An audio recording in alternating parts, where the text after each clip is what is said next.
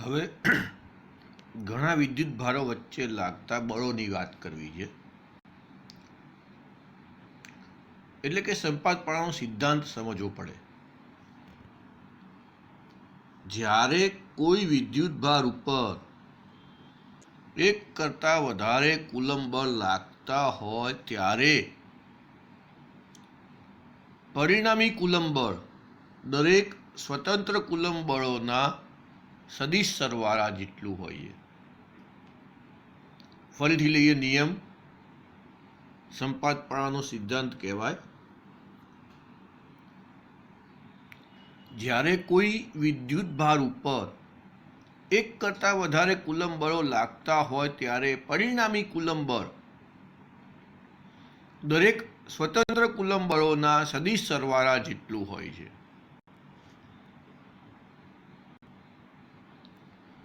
એક અગત્યની નોંધ છે.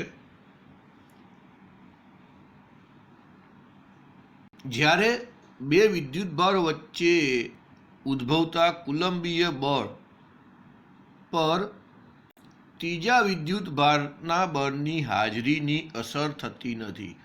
બે વિદ્યુત ભારો વચ્ચે કુલંબીય બળ લાગતું હોય ત્યારે ત્રીજું કોઈ વિદ્યુત ભાર હોય તો એની હાજરીની અસર થતી નથી અને આથી કુલમ બળને ટુ બોડી ફોર્સ કહેવામાં આવે છે.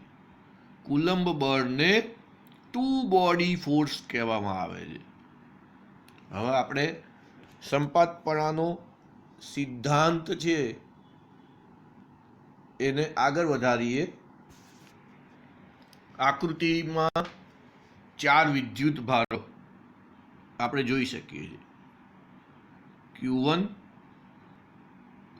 Q2, Q3 અને Q4. 4 વિદ્યુત ભારો આપણે જોયા અને આ ચારે જે વિદ્યુત ભારો છે એમના સ્થાન સદિશ ઉગમ બિંદુને અનુલક્ષીને એટલે કે Q1 નો સ્થાન સદિશ R1, Q2 નો સ્થાન સદિશ R2, Q3 નો સ્થાન સદિશ R3 અને Q4 નો સ્થાન સદિશ R4 છે.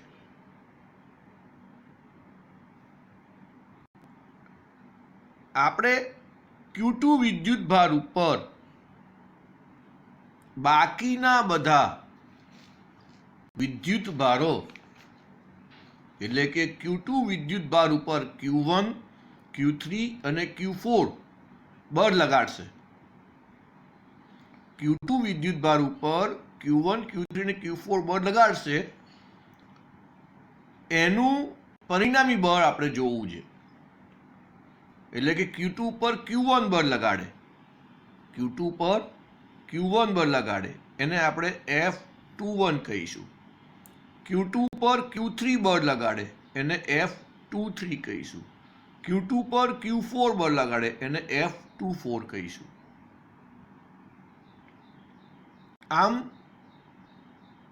Q2 ઉપર બાકીના વિદ્યુત ભારોને લીધે જે બળ લાગે છે એનું પરિણામી બળ આપણે શોધવું છે.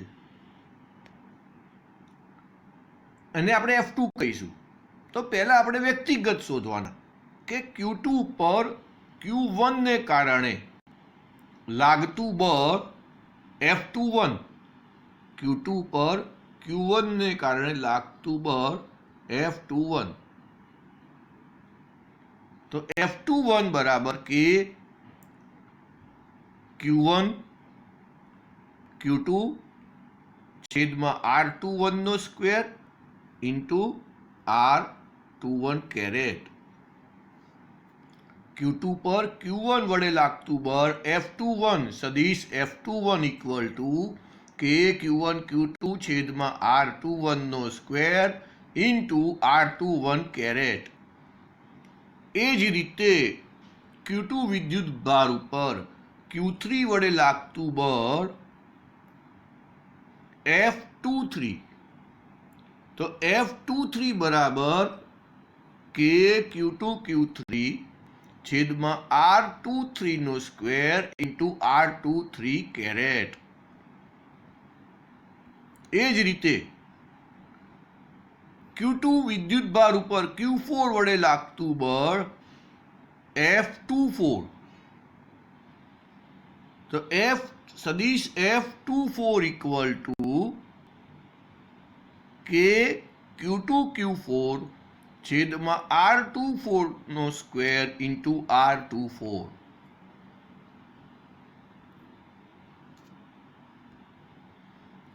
હવે આપણે સંપાતપણાનો સિદ્ધાંત લગાડીએ. શું હતો સંપાતપણાનો સિદ્ધાંત? તો જ્યારે કોઈ વિદ્યુત ભાર ઉપર એક કરતાં વધારે કુલમ બળો લાગતા હોય ત્યારે પરિણામી કુલમ બળ દરેક સ્વતંત્ર કુલમ બળોના સદિશ સરવાળા જેટલું હોય છે. અહીં સ્વતંત્ર કુલમ બળો 3 છે, F21, F23 અને F24. આ ત્રણેયના સદિશ સરવાળા જેટલું પરિણામી બળ એટલે કે F2 Q2 પર લાગતું બળ છે. એટલે F2 ઇક્વલ ટુ F2 એટલે Q2 પર લાગતા બધા જ બળો. F2 બરાબર F21 સદિશ F21 વત્તા સદિશ F23 વત્તા સદિશ F24. તો F21 ની કિંમત મૂકીશું, F23 ની કિંમત મૂકીશું, F24 ની કિંમત મૂકીશું. F21 ની કિંમત કે Q1 Q2 છેદમાં R21 નો square into R21 caret, F23 ની કિંમત વત્તા કે Q2 Q3 છેદમાં R23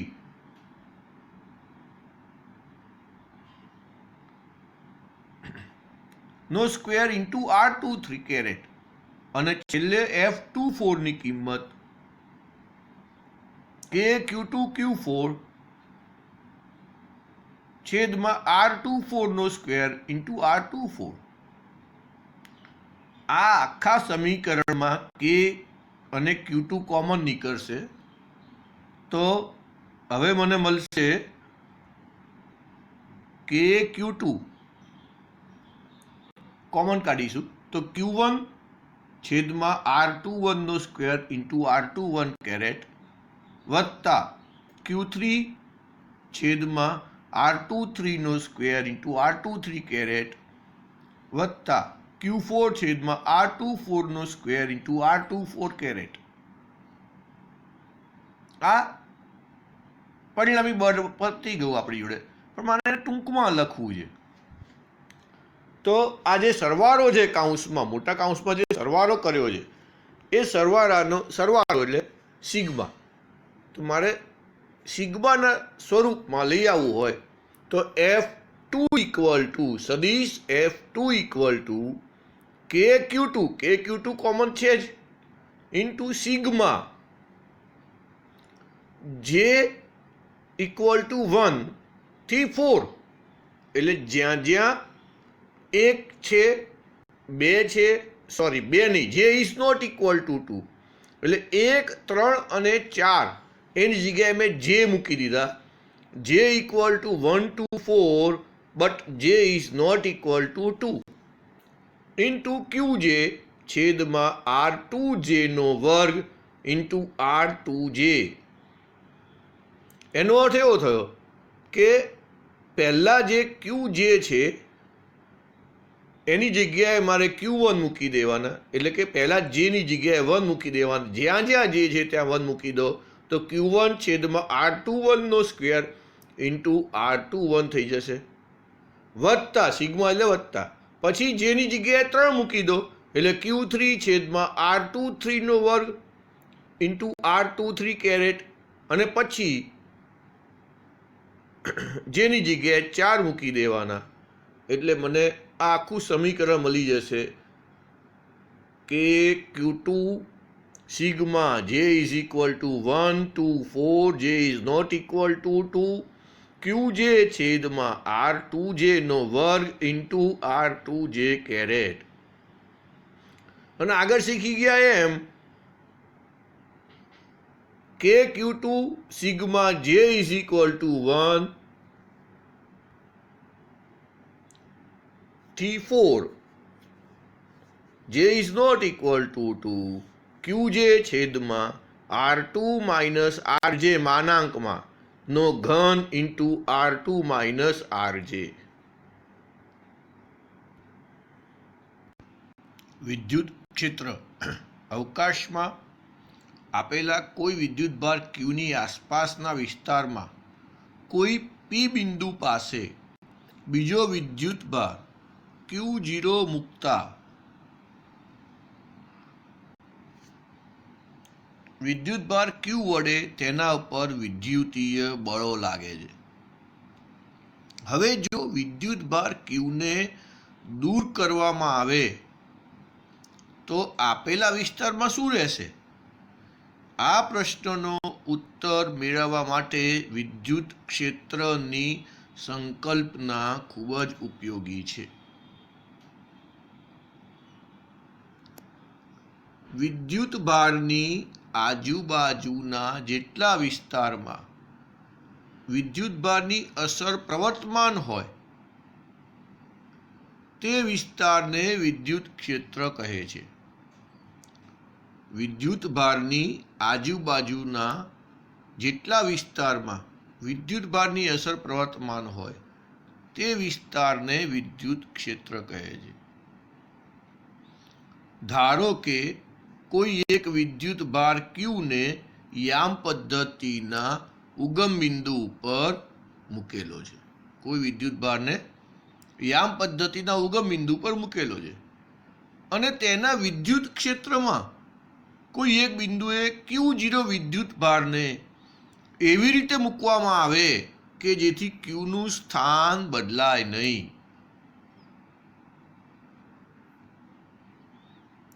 જો આ બિંદુનો એટલે કે જે બિંદુએ Q0 વિદ્યુતભાર મૂક્યો છે તે બિંદુનો સ્થાન સદિશ R હોય તો તે બિંદુ આગળ વિદ્યુત ક્ષેત્ર નીચે મુજબ વ્યાખ્યાયિત કરી શકાય.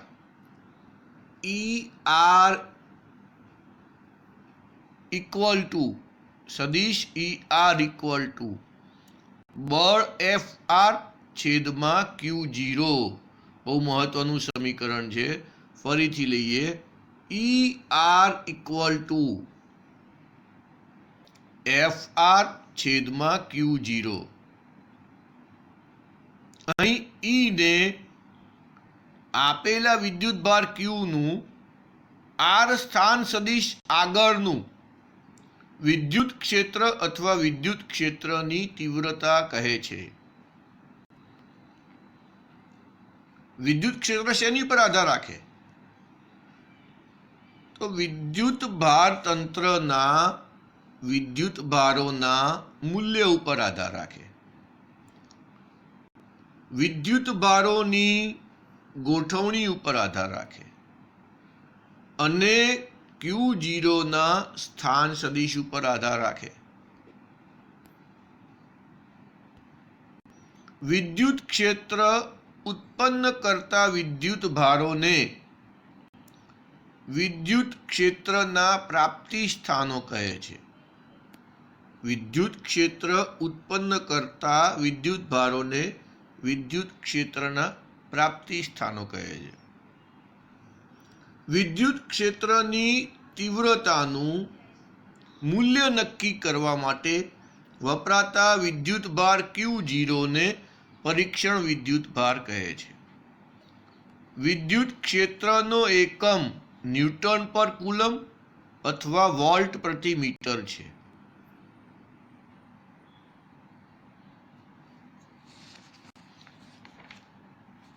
હવે આપણે વિદ્યુત ક્ષેત્રની વ્યાખ્યા લેવી છે. તો આપણે એક સમીકરણ જોઈ ગયા, સદિશ ER ઇક્વલ ટુ FR ભાગ્યા Q0. આ સમીકરણમાં જો આ Q0 ની જગ્યાએ Q0 બરાબર 1 કુલમ મૂકી દઈએ તો Q0 ની જગ્યાએ 1 મૂકી દઈએ તો ER બરાબર FR થઈ જાય કે E બરાબર F થાય. Q બરાબર 1 મૂકી દઈએ, Q0 બરાબર 1 કુલમ મૂકી દઈએ તો E બરાબર F થાય. અને તેને ધ્યાનમાં રાખીને વ્યાખ્યા આવી રીતે અપાય.